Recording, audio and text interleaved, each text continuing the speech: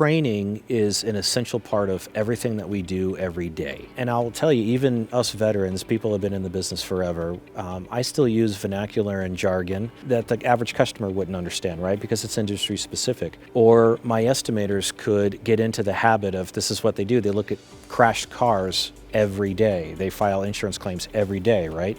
The average customer hasn't done that. So some of it just comes back to empathy training. And we try and get our people back, in some cases, to just remember that there's a human element here. The car can be fixed. It's going to be all right. How can I assist with the process? Staying up on the latest repair procedures, obviously, between our iCar Gold, things like that.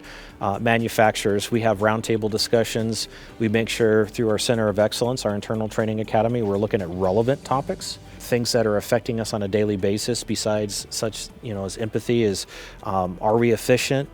Are we staying on top of the latest repair technology? Do we have the right equipment in the shop? It's ongoing, it's daily. We're looking at training our folks to be the best in the business on a daily basis, and that just runs the gamut all the way up.